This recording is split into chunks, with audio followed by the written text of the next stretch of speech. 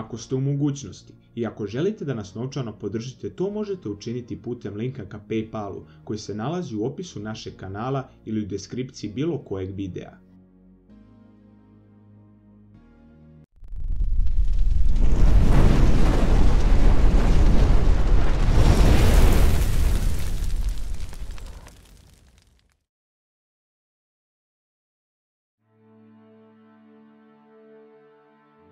Sto 25. motorizovana brigada, 2. bataljon, Peć.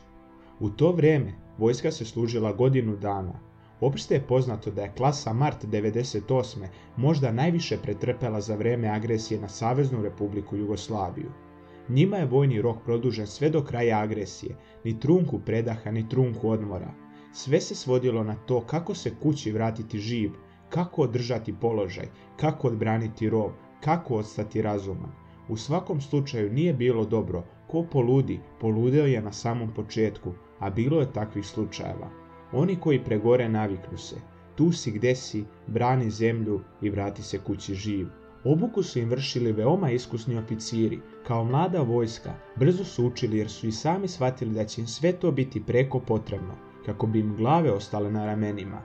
Obuku su vršili sa bojevom municijom uz borbeni komplet od 4 okvira. Jedino je 5. bio u džepu, a ne u pušci, ali se za sekundu mogao naći u istoj. Kada je obuka bila van kasarne, nosili su se sanduci sa bombama, dodatnom municijom, pa čak i zoljama. Obuka za interventne vodove je bila naporna i psihički i fizički. Stalno su dobijali uzbune. Na ručku uzbuna, noćno spavanje uzbuna.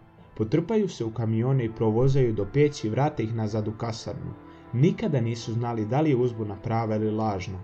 Ubrzo su bili zaduženi dupli borbeni kompleti municije, pa je skoro cijela klasa počela da izlazi na terene. Tereni su bili obezbeđivanje važnih objekata, obezbeđivanje logora izbeglica, dubinsko obezbeđivanje državne granice, patrole i zasede. Na mnogim terenima se pucalo na njih. Intenzitet svega što se oko njih dešavalo već je posle 5-6 meseci napravio od njih prekaljene ratnike. Učestvovali su u uspešnom obračunavanju i proterivanju terorista. Uspešno su uspostavljene većina komunikacija koje su bile pod kontrolom terorista. Početkom zime 1998. godine teroristi su svedli svoje akcije na podmukle zasede, terorističke akcije na civile poput masakra dece u kafiću Panda u Peći, otmice civila, vojnika i policajaca, pa hvatanje pojedinačno istih. Na kraju bi rezultiralo likvidacijama. Svako šiptarsko zverstvo je bilo znak odmazde, jer su na terenu vojska i policija im lomili kičmu. Jedino što im je preostalo jeste princip udri i beži, kao uplašena zver koja izađe iz pećine samo kada misli da je sigurna. Za razliku od proleća i leta, kada su teroristi držali pod kontrolom dobar deo Metohije, početkom zime stanje je bilo mnogo bolje. Karaula Košare. Neki su već bili u tom reonu, ali je većina stigla par dana po napadu na Karaulu na Veliki petak. Rekli su im da će klasa biti razdeljena po svim četama, jer kao najiskusniji treba da podignu moral na manje iskusnoj vojsci. To im je palo jako teško. Prvi put neće biti zajedno, neće biti sa braćom u koje imaju neograničeno poverenje, neće biti sa ljudima sa kojima su zajedno proveli godinu dana u dobru i zlu i koje su znali kako dišu i mogli bez razmišljanja da im veruju toliko da im se poveri život. Martovci su na Košarama bili raspoređeni na svim položajima, od Maja Glave do Maja Zeza. Izvršavali su veoma uspešno najteže zadatke, čak su preuzimali zadatak izviđanja od 72. specijalne brigade. Bezbroj je primjera herojskih postupaka pojedinaca, ali i grupa na izvršavanju najtežih borbenih zadataka. Sa ostalim vojnicima su svakodnevno gledali smrti u oči. Razlikovali su se jedino po vedrom duhu, koji njih je uprkos teškoćama i pogibiji vojnika oko njih nije napuštao.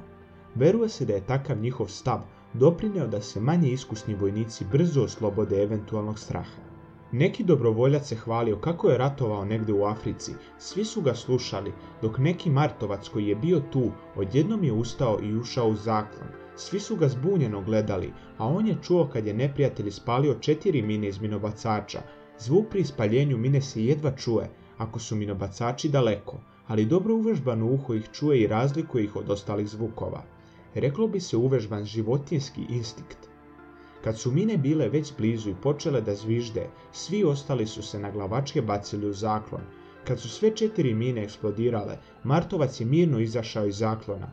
Ostali su ga u neverici gledali i kad su shvatili da je bezbedno i sami napustili zaklon. Usledila su pitanja kako je znao. On im je samo odgovorio da je čuo mine. Usledio je tajac.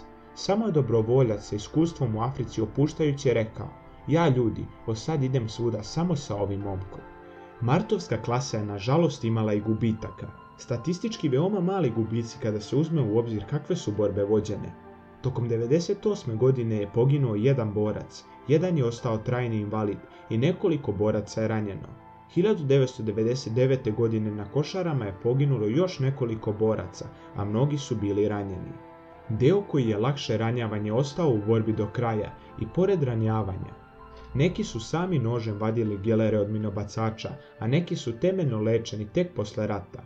Obuka, iskustvo i životinjski instinkt su jači od smrti. Slava i hvala poginulima, ranjenima i preživjelima dobar, lep život i pre svega dobro zdravlje. Možda nam zatrebaju opet. Nekada neke stvari su lepše kada ostanu nedorečene, pa neka se zveri po onim juničkim planinama zapitaju kako bi izgledao naš povratak. Možda nekome ne bi bilo prijatno, ali će do toga doći kad tad. To bi bilo to što se tiče današnjeg videa o ovim srpskim herojima, a ako još želite ovakvih videa, obavezno ostavite like i pretplatite se na kanal i do sljedećeg videa veliki pozdrav!